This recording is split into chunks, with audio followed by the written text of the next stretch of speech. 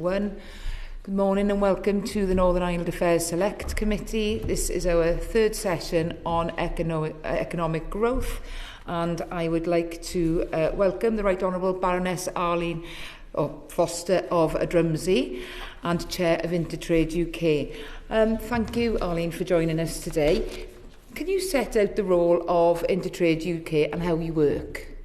Thank you very much, Chair, and thank you for the invitation to come along this morning.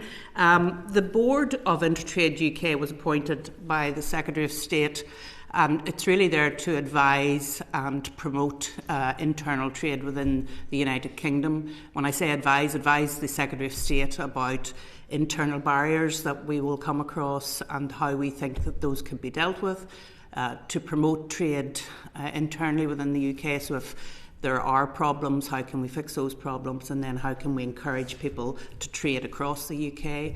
And then the third element of what we do in Intertrade UK is to look at infrastructure.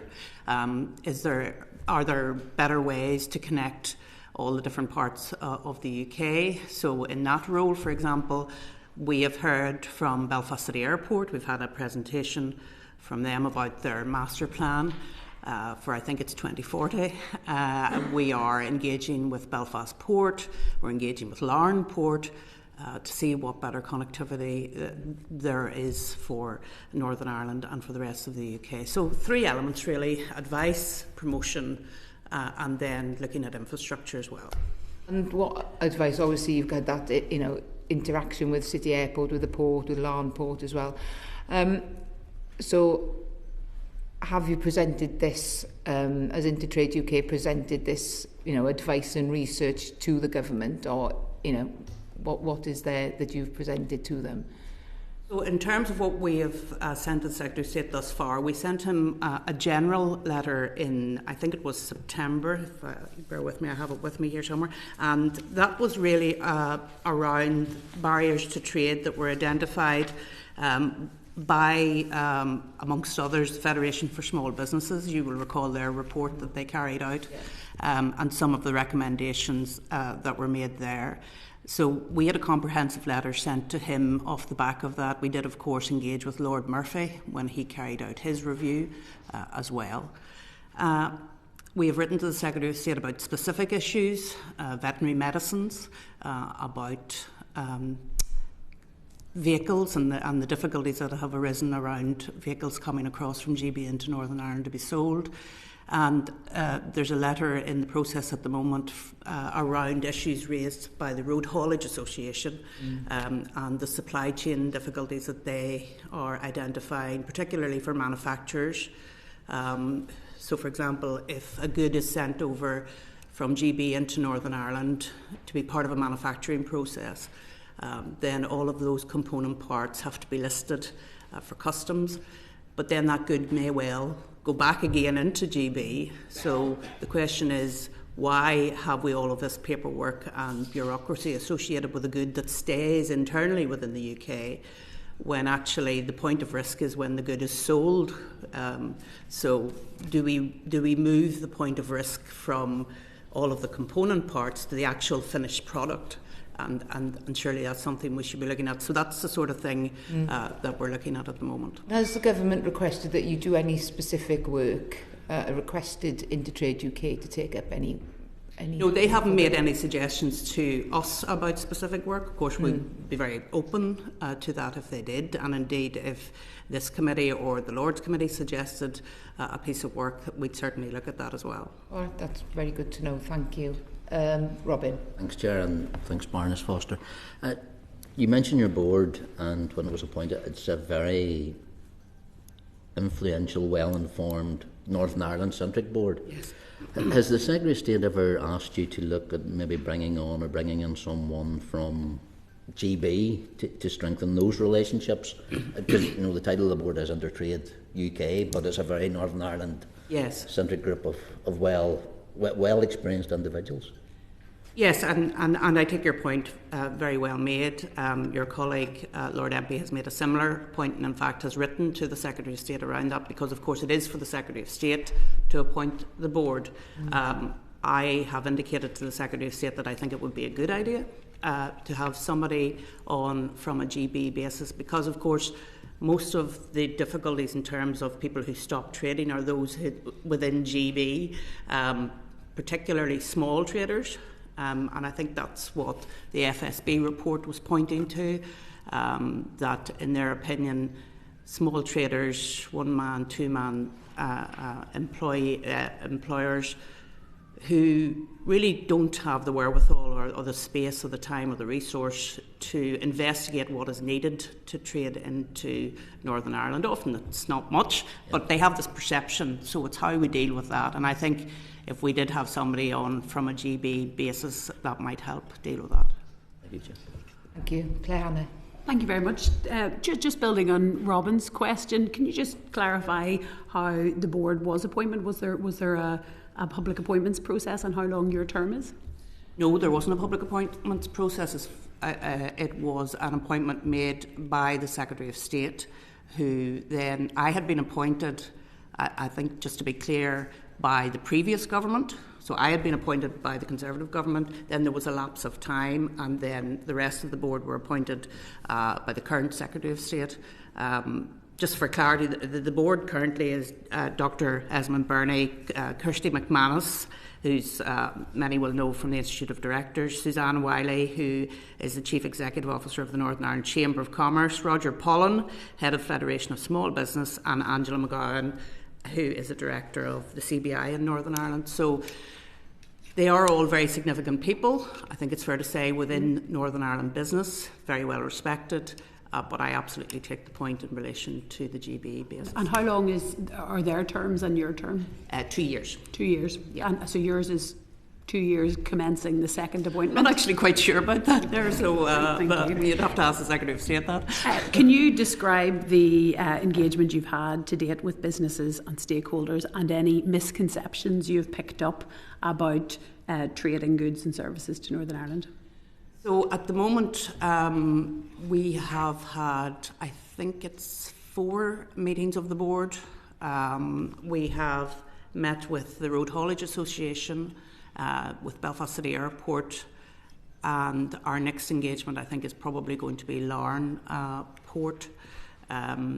We haven't met individual businesses, but we very much support the FSB and Lord Murphy suggestion, which has now been taken up by government, for a one-stop shop. We think that that is critical because individual businesses, particularly those in GB, will have very individual needs and requirements, and we are a non-statutory advisory body to the Secretary of State. We're not equipped in resource terms as InterTradeIreland, for example, would be to answer specific questions around issues.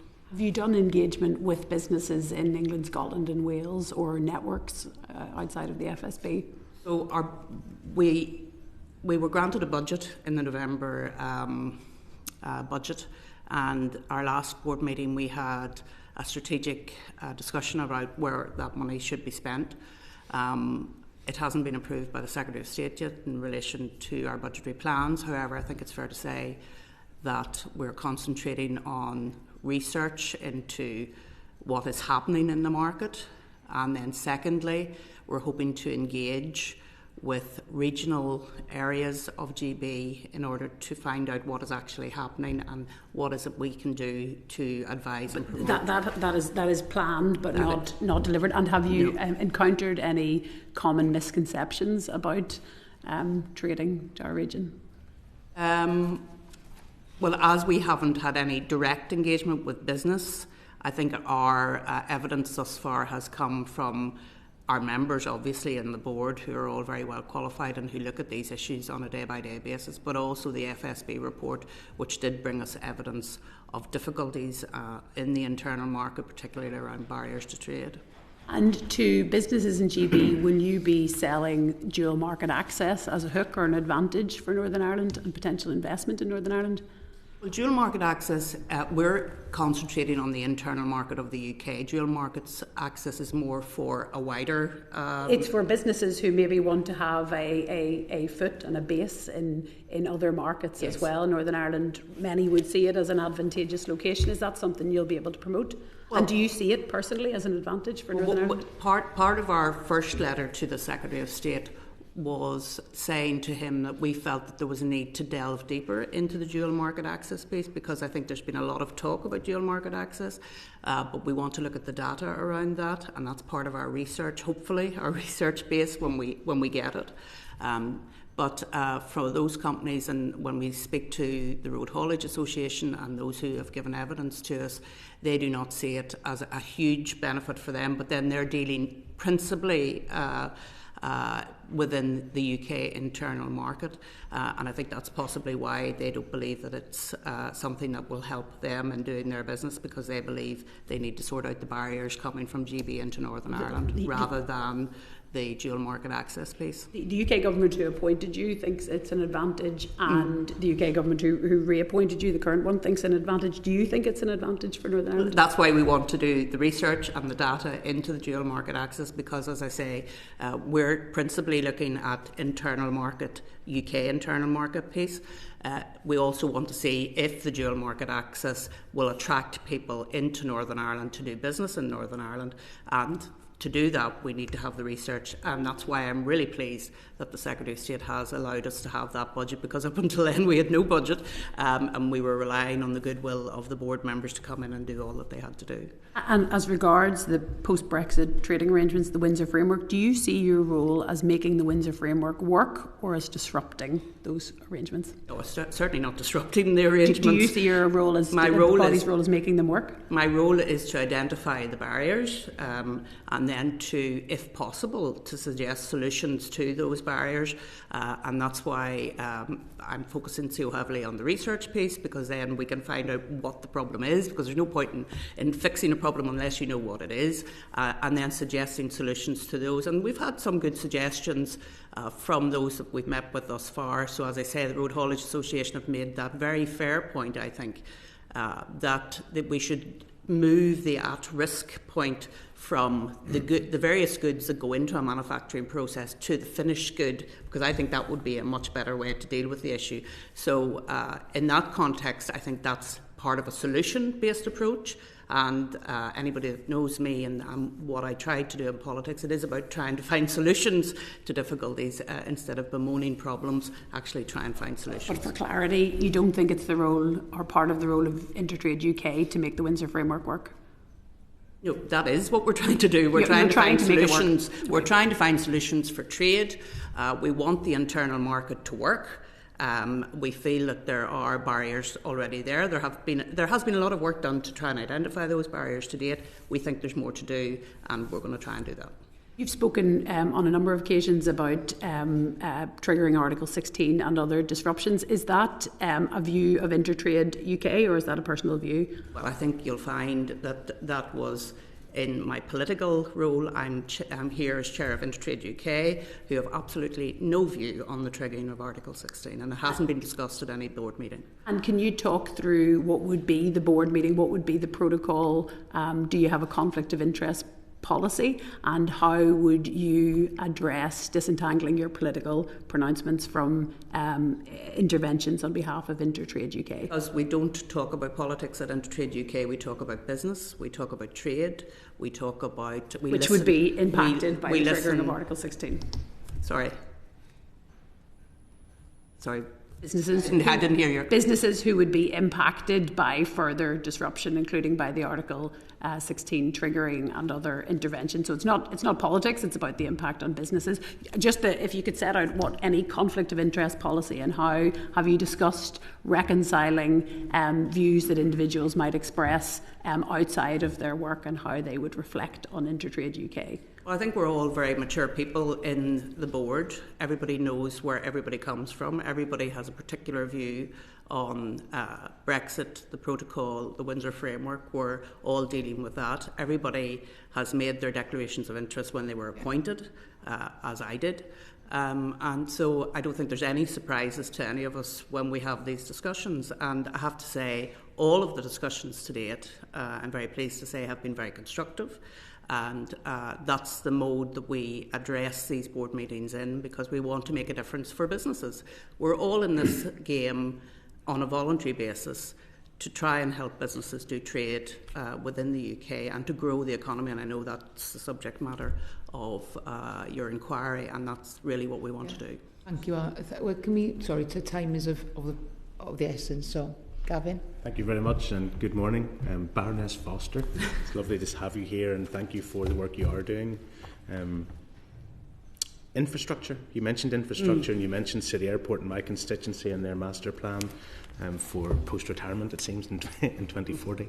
And the ports, have you identified specific areas of infrastructure that you think from an Intertrade UK perspective would be beneficial to both GB and Northern Ireland? And as part of those discussions, does your board consider previous documents like the Union Connectivity Review and so on? And Katrina Murray would probably pick up the issues around the A75 and the A77, some of those long-term infrastructural issues that have plagued the strategic connectivity within the United Kingdom?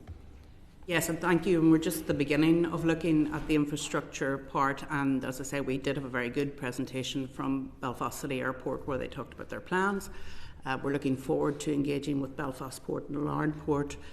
Union Connectivity Report is something that we have mentioned. We haven't looked at it in depth. I obviously, to Claire's point, bring my baggage because I do very much want to see that Union Connectivity Report actioned, particularly around the roads in Scotland for logistics purposes. I think it's very, very important. And Lord Hendy, who, as you know, is in the House of Lords now as Transport Minister, is someone who did that report and actually took a lot of time in looking at the connectivity across the UK. So connectivity is really very important for logistics and for moving of goods. So it's something that we feel that we want to get really into the weeds of. And you mentioned earlier about the budget reallocation of £2.25 million. Presumably that's for the forthcoming financial year. Yes. And so you have plans before the Secretary of State and you're asking his approval for your budget. Will that involve much more sustained and strategic engagement with GB businesses? Very often what we've found is not a practical impediment, but sometimes a lack of will or desire on the part of businesses who don't understand the complex arrangements that have been foisted on business in the United Kingdom more generally, and almost they need a little nudge or encouragement or a helping hand to show that they can continue to trade within the UK's internal market without impediment. We're hoping to partner because we don't want to duplicate things that are already going on in GB. So we're hoping to partner possibly with some of the regional administrations around promotional events and events where we can talk about Northern Ireland as a market to do business into. So we have made contact with the Mayor of Manchester, Andy Burnham. We're hoping maybe to do something with him. And we're also hoping to contact the Scotland office once the budget is in place to try and do some work there as well, because we feel it's important to have a regional approach to doing business across the UK. For you, in the next year ahead with the budget in place, what does success look like at the end of that year? Well, success looks like, and this may sound strange for me to say it, identifying those difficulties that we believe are out there, but we need the data to support us in all of that. And that will come about by talking to the trade organisations like the Road Haulage Association, but also doing our own research. And then identifying how we can deal with those barriers, whether they're perceptions, which we hopefully can deal with quite easily, or whether there are real problems there. And if there are real problems there, what are the solutions to trying to deal with those problems? And you mentioned data earlier. Yeah. Have you, because they're obviously, you've got Intertrade UK and then there was also an independent monitoring panel, and they are very data driven. They engage with the HMRC, they're looking at goods flows, they're looking at GVAs and spends and all the rest. Have you engaged with them as a board? Do Intertrade UK and the IMP meet? Yes, we have. We've had a full meeting with them, with our members and their members, and then of course we keep in touch with them as well, because they're looking at the data and the accountability mechanisms in terms of the internal market. We've also met with the Office for Internal Market We've met with Invest Northern Ireland as well, as you would expect us to, because again, I do not want to be duplicating work that perhaps they're doing, and if they are doing work, how can we add value to what they're doing? Yeah, and if you get the practical examples of business engagement frustrations and so on, and the independent monitoring panel has the evidential data to back up those practical examples, do you at this stage assess, one, an appetite or desire between both of your organisations to collaborate in requests to government for change, and have you had a sense from the Secretary of State that he is genuinely interested in identifying problems and, more importantly, rectifying them? Well, that is the key test, I suppose. We can give advice to the Secretary of State. It's whether that advice then is taken forward and dealt with. We have had correspondence coming back to us around some of the issues that we have raised, particularly in relation to vet medicines, for example. We had a very comprehensive letter back to us in relation to that issue. So we believe that we are in a position to advise the Secretary of State for him then to take those issues forward. In terms of the reset, for example, are there issues that can be dealt with in a proportionate manner in a way that helps businesses in GB to do business into Northern Ireland? I think that's something that should be part of this EU reset, and hopefully we can provide advice if and when asked, and we will also give the advice, so it works both ways. Robin Swan. Thanks, Chair. Baroness, first, the 2.25 million you've said is for the incoming financial year? No, 750,000 for the incoming year. It's a 3-year budget. It's a 3-year budget. Yeah. Compared to the funding of Intertrade Ireland, it's completely off kilter in regards to that. In regards to that financial allocation, was that given by NIO and Secretary of State, or is there a business case actually put forward in regards to your work? No, because your work programme is very forward thinking, it's very involved, and I just don't see the match in what you're trying to do with the allocation that has actually been provided from a financial point of view. Because if your board's voluntary, then your staffing cohort on that will actually be very minuscule compared to what you want to do in regards to this. Just in respect of colleagues in Intertrade Ireland, of course, they're a completely different body to Intertrade UK, even though the names are, of course, very similar. Intertrade UK is a non-statutory advisory body, and our board members are all volunteers, and up until November we had absolutely no budget line at all. And I know for some of the public they couldn't understand how come Intertrade Ireland have a budget of X number of millions of pounds and we have absolutely nothing. So it's because the two bodies are completely different and have a different status. And no doubt when you hear from my colleague from Intertrade Ireland, you will hear of the extensive work that they are doing on the ground in relation to North-South trade. In terms of our budget, no, there was no business case put forward in terms of the budget. That was an allocation that was bid for by the Secretary of State. We're very pleased that he did bid for money for Intertrade UK. It means that we can be more proactive. We are setting out our work plan for him with the budget lines, and he will then approve that in the coming weeks, hopefully, and we'll be able to get on with things then. Okay, Adam Jogi. Thank you, Chair, and good morning, Baroness Foster. Thank you for your comprehensive answers so far this morning. I was very pleased to hear in response to Mr Robinson your reference to a regional approach. Staffordshire and Newcastle Lyme is a great place to do business, and we'd happily have you and the board come and see us. There's lots of excellent businesses I could take you to improve that trade in the United Kingdom. Now, GB remains Northern Ireland's biggest trading partner, but we have seen an increase in North-South trade in recent years. So can you just give us a flavour about what that increase in North-South trade means for the work that Intertrade UK does? Well, I mean, obviously, when I was Economy Minister in Northern Ireland, I wanted to see trade grow regardless of where that trade was growing. And in fact, we were always encouraging people to, if you were based in Northern Ireland, to look to the Republic of Ireland for your first export experience, because it was such a close market and it would allow you then to grow in a sustainable way. I think that's probably still the view of ministers in Northern Ireland, and certainly Intertrade Ireland facilitates, and no doubt you'll hear from this, and I don't want to be given evidence on behalf of Intertrade Ireland, but no, they work with businesses in Northern Ireland to look for opportunities in the Republic of Ireland and vice versa. So they do that in a very proactive way, so no doubt you will hear all about that. In terms of the East-West trade, there has been a fall off, according to the FSB survey, of small businesses in GB working into Northern Ireland. That is of great concern to me. And I think also of great concern to me is the manufacturing supply chain. I don't think there was a sufficient understanding of the manufacturing supply chain when the Windsor Framework was thought through. Therefore, there's a need to deal with that. And I hope we can find mechanisms to deal with that, because it is very important for companies. So, for example, if you have a company who is headquartered in your constituency, but they have a manufacturing base also in Northern Ireland, that is causing them a great deal of difficulty coming backwards and forwards in terms of the processes to whatever you're manufacturing. And that may lead to, as it has, we're told anecdotally in some cases, lead to investment going into the GB base as opposed to the Northern Ireland base. And we don't want to see that happening. We want to see, because of our competitiveness, we want to see Northern Ireland keeping up there with the rest of the UK.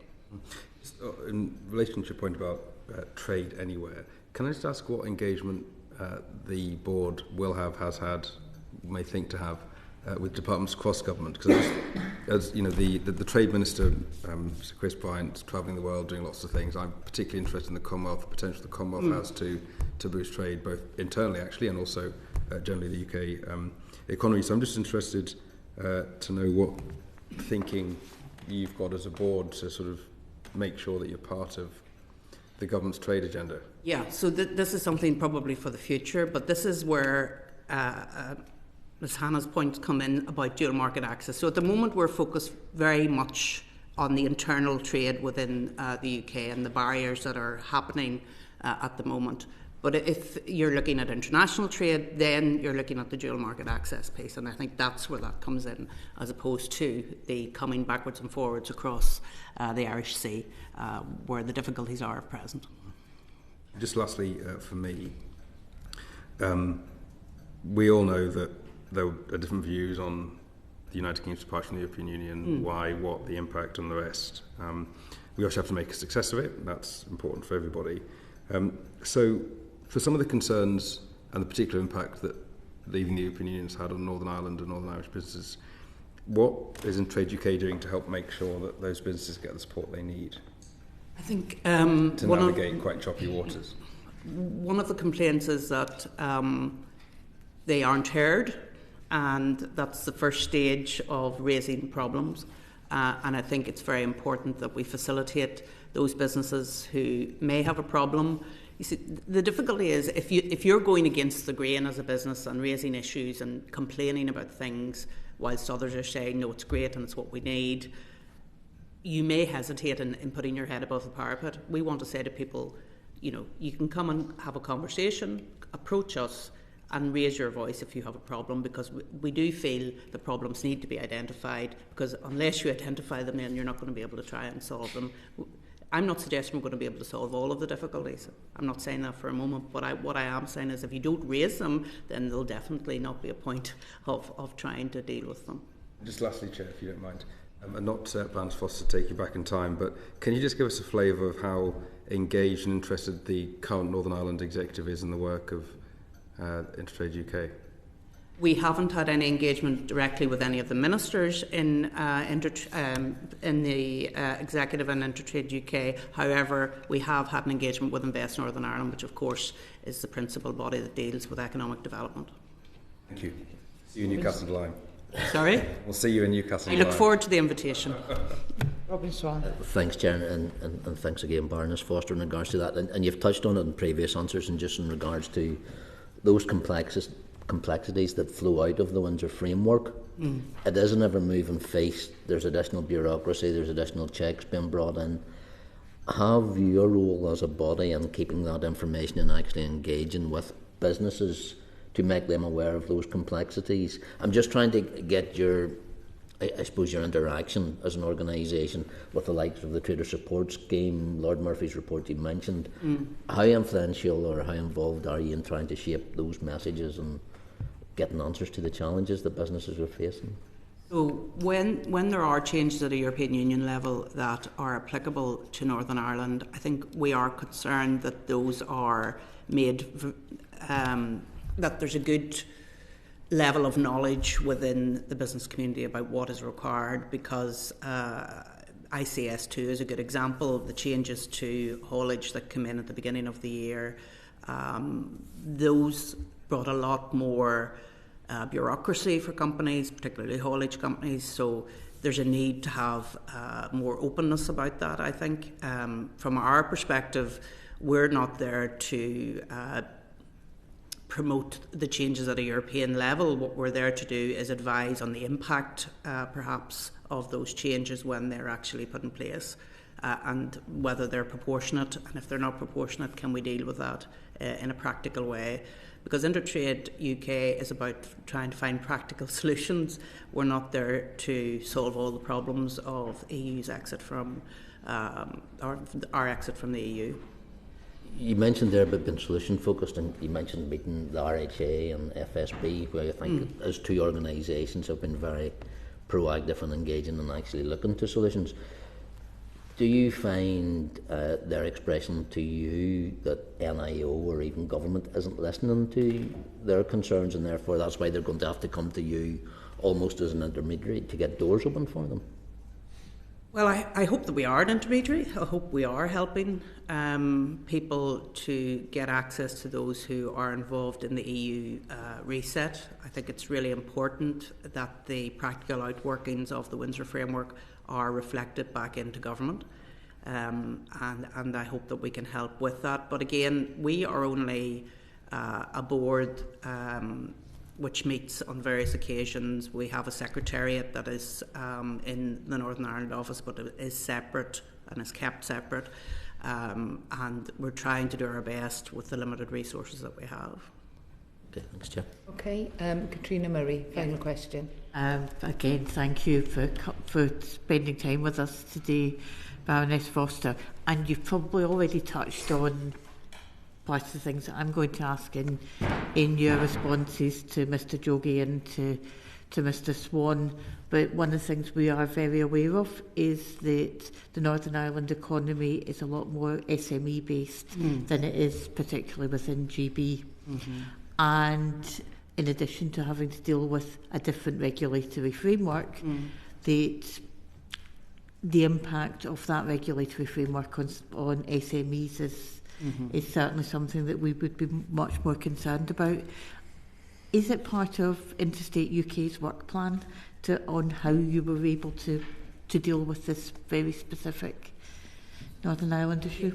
Yes, thank you for that question. There's two issues there. I think when the one-stop shop comes into being, which I understand is later in the year, and the Northern Ireland office have told us that they are engaging at present as to the shape and the nature of that one-stop shop, which I'm pleased about, because what we don't want to see happening is something being imposed on us which is really not fit for purpose. So I think it's really important that they do engage with what is needed in this one-stop shop.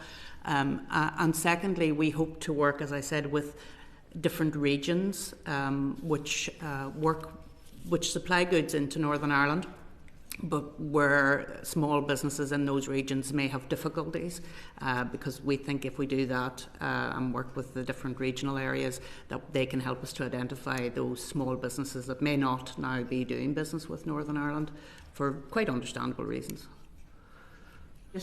It also, as we've been talking about, it's a bit of a culture, it's a bit of a cluttered landscape out there with the Department of Business and Trade, InterTradeIreland, InvestNI and yourselves. How do you manage to make that a bit more easily understood by particularly the SME Well, I think for SMEs, we're hoping that the one-stop shop will be their first point of contact. We don't envisage that their first point of contact would be us, because we're more policy and advice. So I hope that that will provide an answer for small businesses. But then when it comes to promotional activities, we will become involved, hopefully partnering with bodies like Invest Northern Ireland, because the worst thing we could do is to duplicate something that is already happening. That would be a total waste of government money and everybody's time and effort, apart from anything else. So it is about partnering, I think, with other organisations and then working together in that way. Thank you very much. Thank you very much for your time today. It's been really useful for the committee. Order. Thank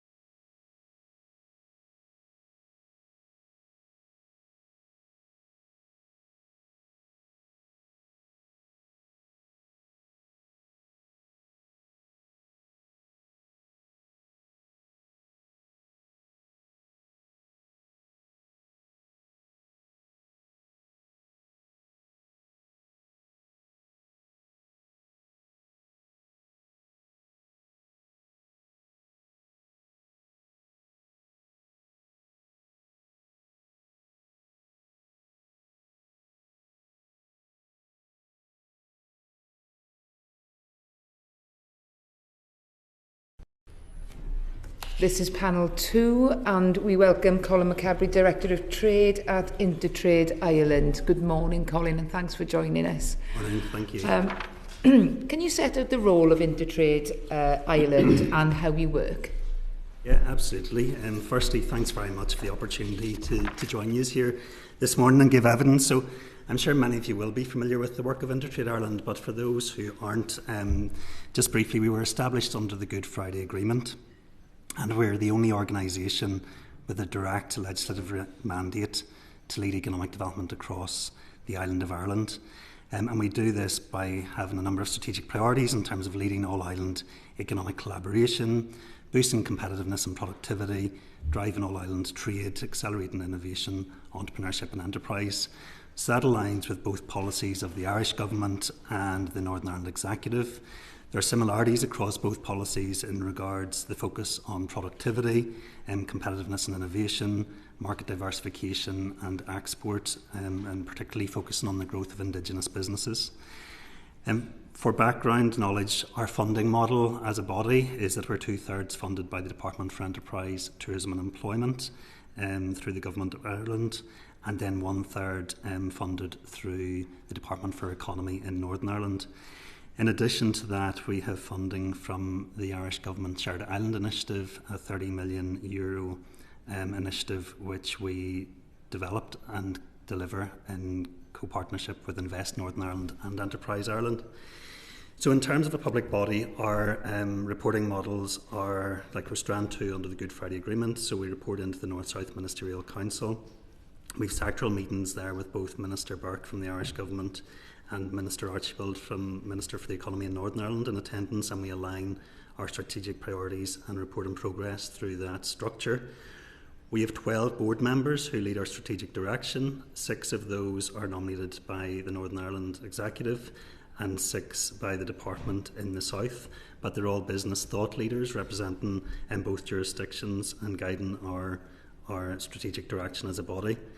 So in terms of some of the supports, we focus, so I'm Director of Trade, and there's 3 strands to that support. One is provision of technical trade information and advice, and we've reached an audience of 64,000 users in terms of businesses navigating VAT treatment, customs, regulation and cross-border employment on the island. 54% of those will be Northern Ireland businesses, but interestingly 46% Irish businesses accessing those services.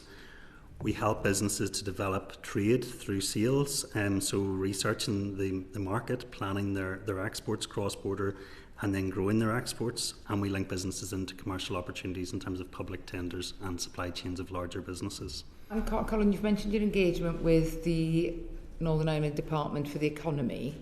Yeah. Is that frequent? Is it at certain times? No, it's it's on a weekly basis, really, in terms of the delivery. Our objectives are so aligned to the Minister's economic vision.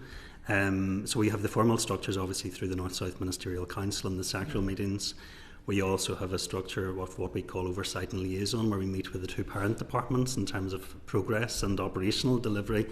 And then we meet fairly frequently in the mobilisation of Shared Island Fund. So there's a very informal relationship as well as the formal one in terms of the governance structures. And with Invest in NI as well?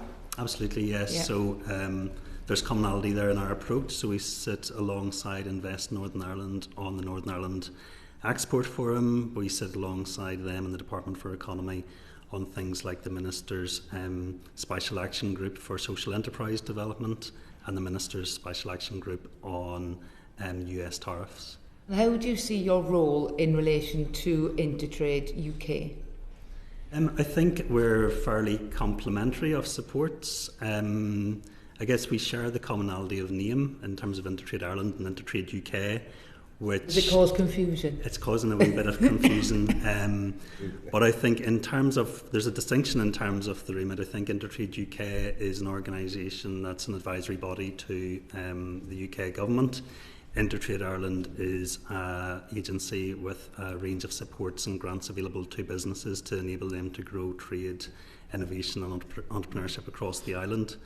But in terms of working together, we see great opportunities because in terms of the trade statistics, trade across the island in terms of north-south, but also east-west is equally important. So it's about growing trade across the islands.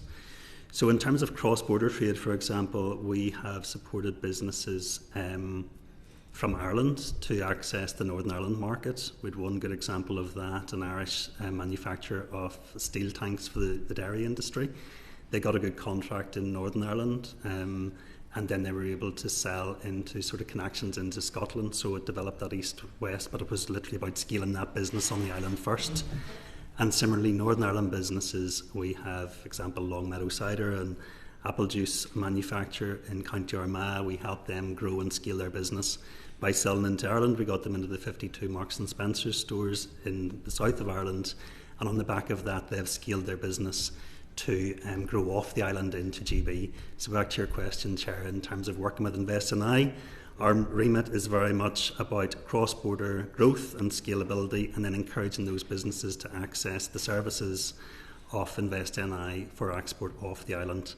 And part of that message is working alongside Intertrade UK, as I see it, in terms of making sure that that east-west trade is maximised.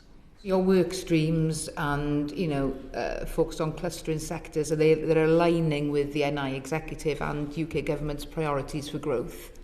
Very much so, yeah. In terms of the sectoral priorities, all of our supports would enable that. So in terms of clustering supports, we have developed clusters between Cyber Ireland and the CSIT Centre within Queen's.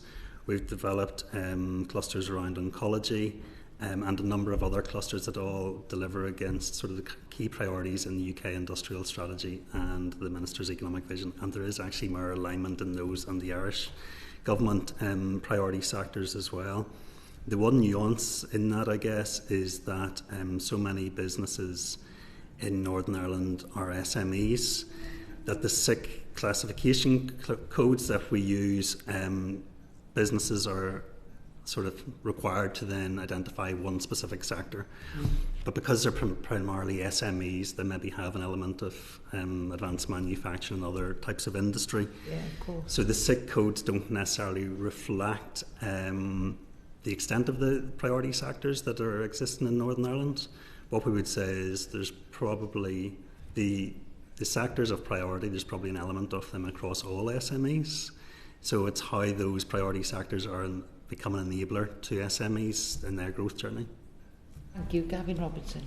Thanks very much, Chair, and good morning, Colin. Thank you for joining us. You have mentioned engagement with the Department of Economy and the Department of Enterprise in the Republic of Ireland, but you've mentioned East-West trade, and I think it's important to recognise that Northern Ireland's largest market is within Great Britain, as is the Republic of Ireland's largest market is with Great Britain too. So how much interaction does Intertrade Ireland have with BAIS or BIS, depending on which acronym is in vogue? DBT. The Department DBT. of Business and Trade in the United Kingdom. Is that there? Is that informal? Does it form an actual part of your engagement strategy for the year? Do you work together? Do you collaborate together? Because some of the frictions and so on that we talk about in Northern Ireland, they equally apply Dublin, Holyhead, and businesses in the south will have had difficulties as well. So in that east-west collaboration, how much engagement is there across the IRC? Well, thank you, Gavin. In terms of that relationship, I guess DBT's presence in Northern Ireland is fairly new and growing, but DBT sit alongside us in the Northern Ireland Export Forum, so we do co-design programmes, and there's been a series of recommendations about how we could streamline those supports. I guess the overwhelming message that we have from businesses in Northern Ireland is that there's a range of different supports available through Invest NI councils, through the Go Succeed programme, the likes of Intertrade Ireland and DBT, but it's difficulty in terms of the point of accessing those support services. So with DBT, I guess we've had strong relationships. We have delivered a number of export focused events in partnership with DBT and Invest Northern Ireland around helping customers, business customers, engage upon that export journey and to know the distinction between each of the three supports. There's that's DBT in a Northern Ireland context, so that's DBT in Northern Ireland rather than more structural engagement with the rest of the United Kingdom. Yes, but that's the liaison that we would have in terms of that engagement, and we also would engage through the Northern Ireland office and the executive office in pertinent things that have an impact on trade, such as the Windsor framework and the outworkings of that. So there are good points of contact in terms of operation and mobilising what that means in practice. It's something that we're mindful of in terms of building that collaboration and working with them closer. Okay, Adam Georgie. Thank you, Chair, and Ms McCabrey, good morning. Welcome to the committee. Quite a focused question. Can you just identify for us, please, the challenges and barriers facing Northern Ireland businesses as they seek to trade both with Great Britain and then with the Republic of Ireland?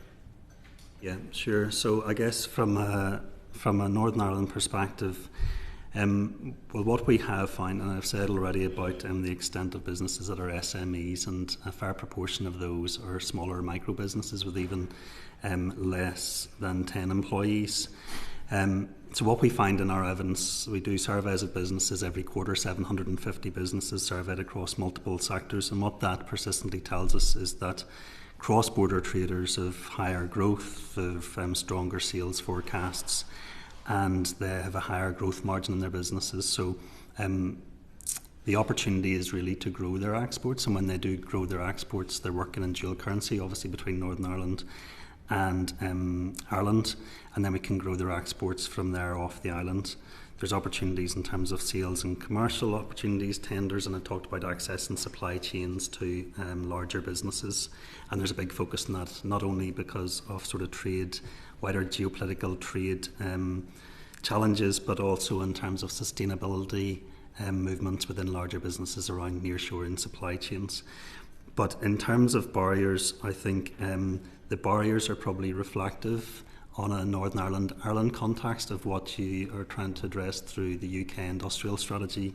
It's things like administrative cost, the cost of doing business, and that's the cost of energy in particular, costs of insurance, also the cost of the administration of customs compliance and other areas under the Windsor framework.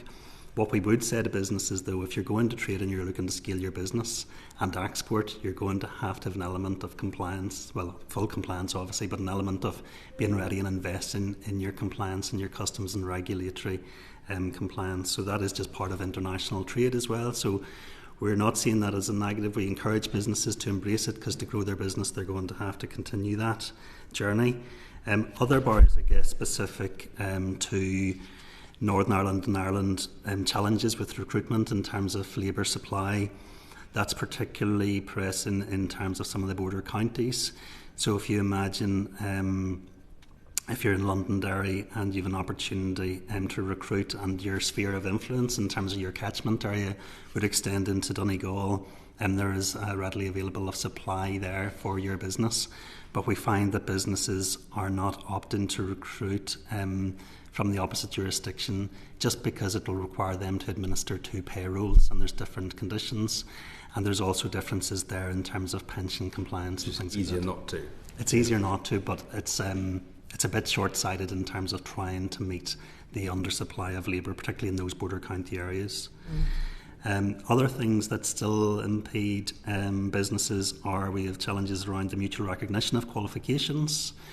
So if you're a contractor in Northern Ireland context and you win a contract in the Republic of Ireland, you may find that you need an electrical engineer from Ireland to go down and certify the works because there's a difference in terms of the qualifications and regulation of those qualifications. And that then has a bearing in terms of labour markets mobility, in terms of accessing services from Northern Ireland to Ireland, and just practical things. So if you are an Irish national and you're working in Northern Ireland, it can be difficult for you to access a mortgage, for example, because you'll need to have a career history in Ireland. So there's just very practical, tangible things that from an administrative perspective are inhibitors, and they're unique to the Northern Ireland context. Yeah, well, thank you. That's very comprehensive, and also reflects many of the points that we heard when we've met and engaged with businesses and been out on the ground too. Can I just ask a final question? If you could get the UK government to do one thing to address one of those barriers, which one would it be? Well, they're all a priority, but of different ranges. I think in terms of labour market mobility, we've been working with Chartered Accountants Ireland, who have representation across Northern Ireland and Ireland. We realise that some of these issues are, sovereign in terms of the required actions on them. But the feeling with the accountants and the practitioners in terms of labour market mobility is that there are quick wins and quick supports that could be put in place by HMRC working with Irish Revenue to help address some of those issues. So just a practical look at what the prioritisation could be. And there has been a willingness in terms of, so one of our roles is that convener and the collaborator. So we don't influence and sort of inform the policy, but we deliver against the policies. But what we do is we try to bring the parties together across Northern Ireland and Ireland to be aware of the issues in the hope that there's some areas of redress that can be achieved by collaboration. Thank you. Thank you very much indeed, and good morning. I wonder if you could just sort of set out to the committee in I suppose, bullet point form might be helpful for clarity. As you see them, the challenges and opportunities that the all-island economy presents for those doing business or looking to do business in Northern Ireland. Yeah. Thanks for the question. In terms of the all-island opportunities, I think from, again, our role as convener, there are opportunities to the Northern Ireland economy just by that level of collaboration. So we know that too few businesses are considering exports, and that's, I think, multifaceted. It's partly because of the resource challenges. It's partly because, as SMEs, they're looking after all aspects of the business. So if we can support more businesses to trade cross-border for the first time, that grows their competency and capability, and then builds the scale of business where they can export off the island. And it's a very safe first step for them as businesses, but from a Northern Ireland perspective, if they're literally just selling down the road, 50, 100 miles down the road, they are working within a new jurisdiction, meeting the regulatory and compliance standards. But there is that comfort of logistically it's easy, and culturally it's easy to access, but actually the same thought process that they need to adopt as businesses is the same whenever they look at markets off the island. So the opportunity is there in terms of that easy enabler of businesses to grow, which will help deliver productivity and competitiveness. The other opportunity, which again is just because of close proximity, is access to public tender opportunities. So there's immense money spent by the Irish government in terms of infrastructure development and improvements that we actively work to plug Northern Ireland businesses into those opportunities. Because in terms of the tenders procurement process, Northern Ireland businesses would need to register for the UK system but also for the Irish system. So we encourage and walk businesses through accessing those supports. What we would like to get in an Ireland perspective, both Northern Ireland and Irish perspective, is line of sight of those big investments. That's as much about Northern Ireland in terms of the City Deal projects and the other funding streams that are coming to the fore in terms of the defence zones, etc., so that we can mobilise supply chains so that businesses are ready to access those commercial opportunities. Okay, thank you. What's your view on how Northern Irish businesses can better leverage their position on the island of Ireland to support growth, particularly thinking but not exclusively on the access to two very distinct and lucrative markets? In terms of the trade patterns, I think in terms of the opportunities arising from dual market access, there's a definite opportunity to Northern Ireland ultimately arising from that. But I think it's unrealised yet. That's not necessarily because of the instrument of dual market access itself. I think our research would tell us, and business would tell us that, with so much geopolitical uncertainty across the globe, businesses are opting for stability. So, for example, in terms of Ireland and the large pharmaceutical supply base that we have in Ireland, particularly around Dublin and Cork, the US tariff change hasn't meant that there's been a big rerouting of pharmaceuticals, because the nature is such of recent that things constantly change. So businesses are opting to stay stable for now, but I think in time the dual market access will realise opportunities. If I could just touch, Chair, on some of the trade flow patterns. So in terms of cross-border trade, so this is just an interesting point. Cross-border trade increased from around 9.8 billion in 2022, and that's for goods and services, to 12.4 billion in 2023. And that sort of is exemplar, and the data isn't available yet, but the likelihood is in 2024 and beyond, it's going to grow further up towards 15 billion trade cross-border. So cross-border trade is growing, and then in terms of east-west trade, goods and services, Northern Ireland to Great Britain increased by 12.4% to 17.1 billion, and in GB to Northern Ireland increased 16.2. So cross-border trade growth is increasing. Now that isn't necessarily as a consequence of Brexit and the Windsor Framework. Cross-border trade growth has been increasing since 2016. And I think that's probably a bit better infrastructure, better sort of cultural ties, sort of pandemics has meant for the required nearshoring of supply chains. And then east-west trade has equally grown. So it's not that north-south trade growth is displacing east-west trade growth. It's actually businesses are looking at how they can diversify their markets to remain more resilient in the context of wider geopolitical challenges. So it's a very interesting opportunity for Northern Ireland, arising from your question around the dual market access, but it's good for GB and Northern Ireland trade as well. And can I just check for clarity those rather encouraging figures of north-south trade or inter-island trade?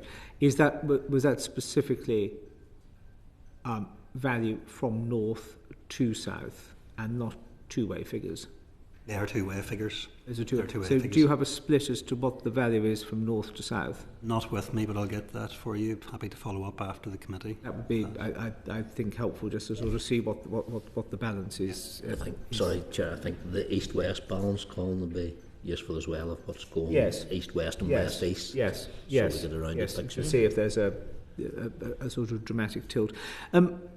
Obviously, Nick Thomas Symonds and the wider government are looking to regards to sort of SBS and to developing relationships, etc., with the EU.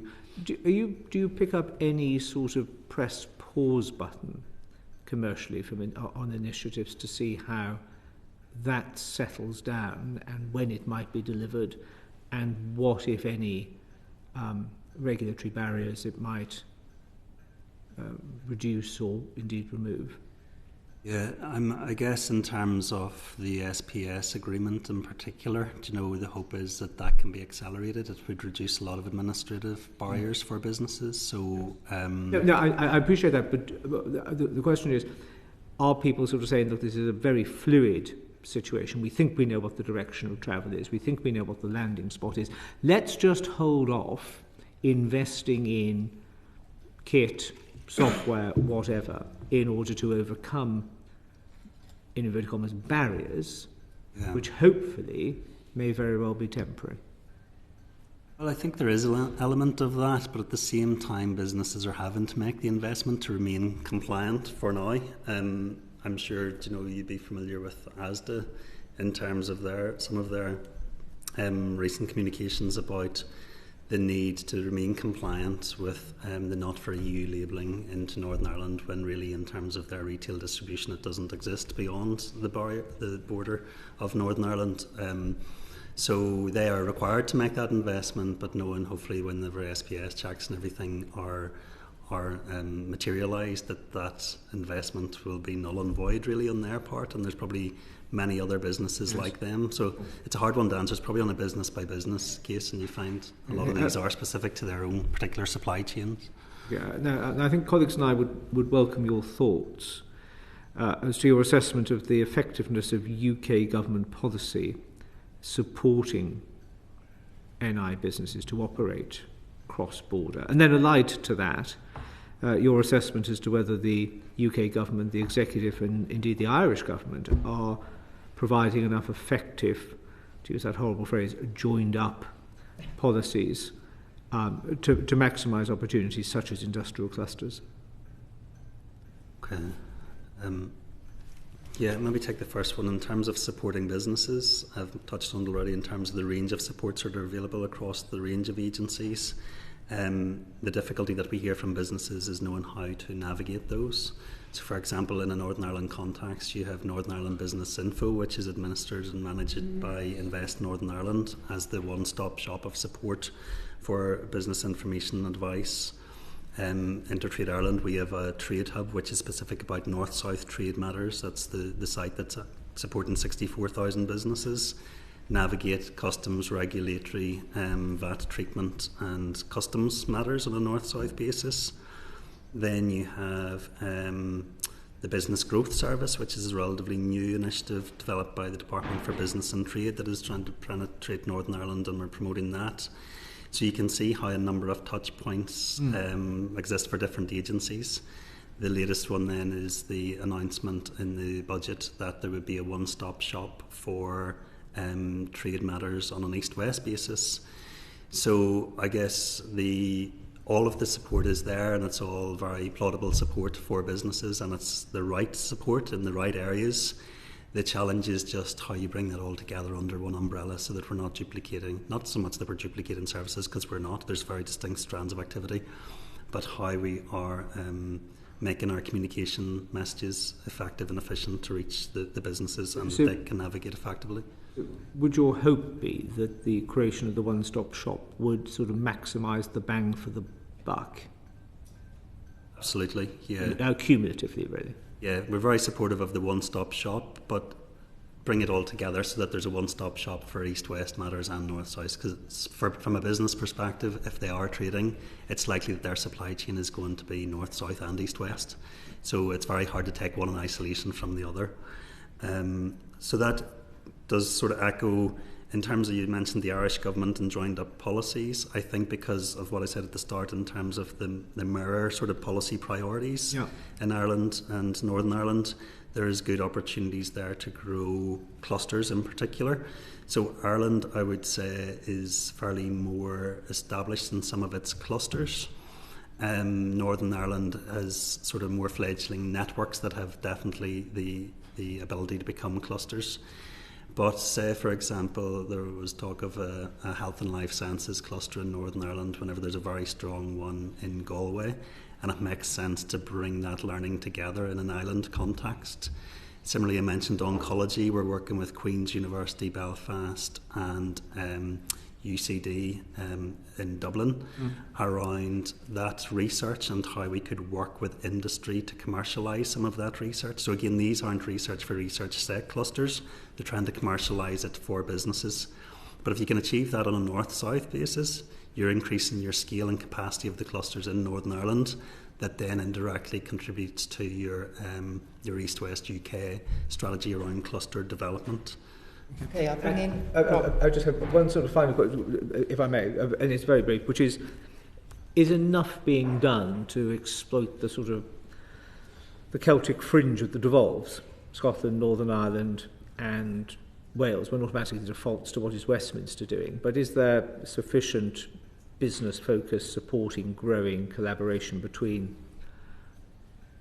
We did have the UK-Ireland Summit, which was really well received at the time in terms of all of those areas. So that set out the prioritisation, which is across things like healthcare and justice and defence and a whole range of different areas, not only trade, but it'd be great to build upon that. And there's another summit then planned in springtime of this year, I believe, date still to be confirmed. Also, Ireland is hosting the presidency of the EU come July, so that again will mean more divergence of the relevant decision makers to build and broker those relations. So I think the answer is the more that can be done, the better. But the starting point is very positive in terms of where we've come to already. Thank you. Okay, Robin. Colin, just very briefly on that one-stop shop approach. Number of organisations, you mentioned them from pharma, all the rest of it working on very similar fears, not just north-south but also east-west, and a number of representative bodies. So is there enough coordination actually been done between those organisations to make sure we get the real benefit of it, and it's not just an all-island approach that's actually being taken in regards to that? Yeah, I would say that in terms of the coordination, there's enough of the forums and the different groupings, and there is the benefit of Northern Ireland is the level of familiarity that we have with each other in terms of a small place. So we know each other really well and we work closely with each other across those different stakeholder groups. I guess while we are all working together in partnership and are incentivised to do so with the alignment with policy objectives from UK and in our case Ireland and the Northern Ireland Executive, then the opportunity arises for more UK funding. So for example, we have the AI growth zones, we have the defence growth deals, and we have the local growth fund, all kind of gaining traction in a Northern Ireland context over the coming months. So what those do, of course, they're very commended and they're focusing the support in the right areas. But what I would ask is that, the choreography of some of those big growth ticket items is such that there's the co-design at the outset of those initiatives so that we can add value to the existing supports and services that we already deliver as agencies.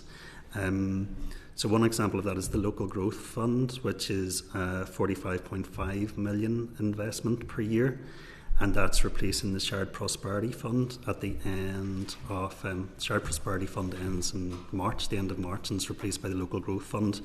And there's been a change in that Local Growth Fund from what was previously 75% revenue funding to something like 33% revenue funding, which has a knock-on effect on supports like the Go Succeed programme for early stage export and entrepreneurship, but also in the community and voluntary sector. But within that community voluntary sector, they're doing a lot of work around economic inactivity and access to placements, which then the withdrawal of that eligibility of funding will mean that we're not working as collaboratively towards the productivity uplift and skills shortages and educational underattainment is part of that challenge as well. So Robin, back to your question, there's all of the support structures are there. We have the good relationships and we do align in terms of policy priorities and trying to position our programmes and supports for businesses. But there's the other opportunity, which is UK mainstream funding coming in outside of the block grant that then kind of comes in that we are reacting to in terms of delivery bodies, and it would be great if we could reach a point where there's more opportunity to co-design. So Colin, where do you see that failure then in regards to that? Because thinking specifically of the UK Shared Prosperity Fund, which you raised, I know Chair of the committee has looked at that. When you look to government's announcements in regards to that, they say they've been working in partnership and collaboration with the Northern Ireland Executive. So it's not an Intertrade Ireland role, or you don't see it as. So where's the failure in that coordination? Is it at an executive level, or is it government level, or is it just nobody actually taking ownership? No, I don't think it's executive level or government level. It's just the outworkings of the process that's fairly centralised in terms of the outworkings of it. And I guess in terms of a UK approach to these things, it's always prioritisation and scalability. So if you're looking at prioritisation and scalability in a Northern Ireland context, it's difficult to compete for some of those projects in a sub-regional basis if we're trying to balance the regions as well. It's difficult for Northern Ireland to compete in the securing of those funds whenever there's other bigger scale opportunities in more city and sort of metropolitan economies. Thank you. Claire Hannah. Thank you very much. I wanted to ask you about businesses realising or not realising the benefits of dual market access, and some of which appears to be down to, I suppose, it not being promoted actively, and some of the continuing frictions and complexities. And I wanted to ask you about those. What feedback and patterns are you noticing from Northern Ireland businesses that would prevent them leaning into that? I think, thanks Claire, I think it's fairly well documented from Invest and I as well that dual market access has the potential, but it just hasn't been realised yet. I sort of personally feel that that's not to say that it's not the good tool set, because it definitely is, and it will yield those opportunities in the future. I was saying earlier, in terms of the feedback from businesses and the surveys that we have got, businesses are just opting for stability at present. Mm-hmm. So while dual market access may unlock more investment in the future, for the time being, because of all the wider geopolitical tensions, they're opting for stability. An example I gave was, in terms of pharma and tariffs in the south, just because of the change in the tariff rates, that hasn't meant that there's been a mass exodus of pharma from Ireland, because the nature is, well, these things could change again in a number of months. So let's just steadfast and see how things change over time. But at the right time, I think the opportunities will be realised in Northern Ireland in a dual market access opportunity. And are you encountering, even separate to the dual market opportunity, what other challenges relating to the Windsor framework are you encountering in businesses? Challenges as such are wide-ranging. So it's literally just, so back to the point I was making, a lot of businesses are SMEs. The majority of those have under 10 employees. Mm-hmm. So when it comes to resources, they don't have the necessary resources to spend the time on it. So that's where our support comes in, where we have a framework of consultants and specialists, and they are very much specialists, in terms of accountancy practices on both sides of the border and understanding the taxation issues. So they can avail of that support free of charge. The issues really are around customs compliance, making sure that they're not paying tariffs where they don't need to be, the definition of goods at risks, just very practical. Yeah. Well, it sounds very practical, but it very much depends on their individual supply chains. And I think what we have found actually is that whenever we go in, whenever a business does approach us for support, we are obviously provide a very confidential service to them. What you do find is that, in the earlier days of Windsor Framework and Brexit, there were sort of changing requirements, and very quickly SMEs, because the nature of SMEs, have developed a process that has become custom and practice, but custom and practice may not be fully compliant in certain areas. So I think in terms of how we support businesses, it's building that confidence that we are independent, confidential service to help them. We're not going to go run and teach MRC or Irish Revenue. And the message that we would give to HMRC and Irish Revenue is, rather than go enforcement, go to enablement and empowerment, because that's what the supports that we're all providing and working together for are trying to do. But the issues are very specific. I should have said, in terms of the dual market access as well, we have seen a number of businesses just contacting us in terms of what would that mean? What does dual market access mean in terms of the opportunities or threats? and we would work with businesses like that in terms of scenario planning from a trade perspective. What plan, sorry? Scenario planning. Scenario plan? Mm. But as far as we're aware, we've shared that advice, but then they've taken the advice and their response has been, okay, let's just wait and see. It seems to be the message. Thank you. Thank you, Chair. Okay, Chris Blow, final question. Colin, really enjoyed your evidence today. But like being the last question, usually you've answered my question largely already about what you're doing to support SMEs. But my question is about the missing middle, the composition of businesses within Northern Ireland, so largely SME focused. Through your work, and I'm not asking you to get the crystal ball out too much, but do you see a realignment within the Northern Ireland economy in the next 10, 15, 20 years where it's not so heavily reliant on micro-business and SMEs? Do you see the growth? Would you see that as a point of success if you were able to create that middle? Yeah, absolutely. But it is a difficult one to enable. But, so I think there's a number of different pressures at that in terms of, and I think it's not just Northern Ireland, it's across the whole UK context and even into the more sub-regional parts of Ireland as well. It's this level of ambition within businesses that they reach a certain level of scale and they're comfortable with that sort of acceptable level of risk, that they don't want to, maybe from an ambition perspective, push the boundaries on that.